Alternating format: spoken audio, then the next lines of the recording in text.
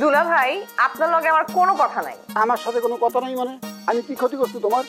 বিরাট ক্ষতি করছেন। আপনার লগে কি কথা ছিল? আপনি শিউলি আপারে বাড়িতে রাইখা ঢাকায় চলে আসবেন। কই আপনি আসছেন? আপনি নৌকা ভ্রমণ করতেছেন, বিলের মধ্যে নৌকা ভ্রমণ কইরা আবার ফেসবুকে স্ট্যাটাস দিতেছেন নৌকা ভ্রমণের রমজান। হ্যাঁ, নায়কের মতো ছবি তুলতেছেন। আর এইদিকে দুইটা মানুষ ঢাকায় পইরা আছে, বাসায় মেহমান আসছে, বাসার মধ্যে কোনো বাজার নাই, আপনাদের কোনো খবরই নাই। আরে আমি একটা লোক ওইদিকে সামাল দেবো?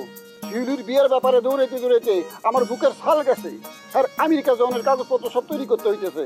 আমি মানুষকে একটা কাম করুন কয়টা বাবারে? আর তোমরা ঢাকায় পড়ে এসো প্রোগ্রামে চলে আসতে বললেই কি চলে আসা যায়? বাড়িওয়ালা টাকা পয়সা শোধ করা লাগবো না? কে শোধ করবো?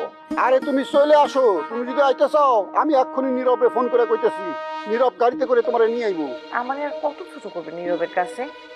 শুনেন দুলা ভাই, বাড়ি ভাড়া না দিয়ে কিন্তু আমি গ্রামে যাবো না। আগে বাড়ি ভাড়া পাঠাবেন, তারপর আমি গ্রামে যাবো। আমি এখন শিউরিরে কইতেছি টাকা তোমার কাছে পৌঁছে দেবো। তো একটা কথা, আসার আগে নীরবের সাথে সম্পর্কটা ঠিক রেখো, ভালো রেখো, কারণ আমি নীরবকে পছন্দ করি। সে একটা পছন্দের ছেলে। নীরবের যদি এতই পছন্দ হয় তাহলে ঢাকা আসেন, ঢাকা আইসা নীরবের বাপের লগে কথা কর, বিয়েটা এইখানেই সাইরা ফেলাই, তারপর গ্রামে যাই। তুমি কইলে আমি আজই চলে আসুম। শালিগো বিয়ে দিতে না পারলে আমার তো কান দেখতে বোঝা নামবো না। এই যে দুলা ভাই, কি বুঝাইতে চাইতেছেন? আমরা আপনার ঘাড়ের বোঝা?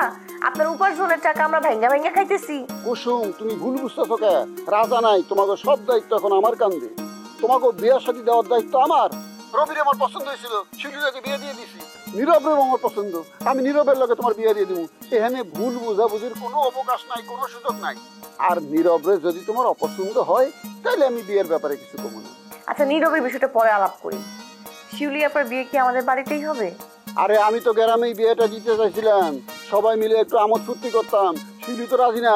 শিউলি আগে আমেরিকা যাইবো, রবির বিষয়ে খোঁজ খবর নিব, তারপর বিয়ে শাদী করবো। এত খুঁতখুঁতা হইলে কেমনি বিয়ে করবো কও? আপা সিদ্ধান্তের সাথে আমি কিন্তু একমত। শোনেন, রবি ভাইয়ের ঝামেলা আছে, তারে একটু ঝালাই পালাই করে নেওয়াই ভালো। মানুষের প্রতি তোমাদের বিশ্বাস কম, বুঝছো? ছেলেদের প্রতি যদি এত অবিশ্বাস থাকে তাহলে কেমনি বিয়ে শাদী হইব কও? না হইলে না হবে বিয়া, কিন্তু বিয়ার পর অশান্তি নিয়ে বাঁচতে চাই না। ভালোবাসা থাকলে কোনো সমস্যা হয় না। তোমাকে স্বভাব পাল্টানোর ব্যবস্থা করো। ঠিক আছে, আপনি যখন বলছেন তখন চেঞ্জ করার চেষ্টা করব। এখন আপনি কোন, আপনি ফোন করছেন কিসের জন্য? আম্মা কইলো তোমার খবর নিতে, তাই ফোন করলাম। ও তাই তো। কই, আপনি তো নিজের থেকে ফোন করার মানুষ না। আপনার তো আর আমাদের প্রতি মায়া মহব্বত কিচ্ছু নাই। মায়া মহব্বত না থাকলে তোমাকে কলজে পড়া কথা আমি সহ্য করতাম না। তোমাকে দুই বোনকে আমি খুব পছন্দ করি, তাই এইভাবে কাজকাম করি। Thank you.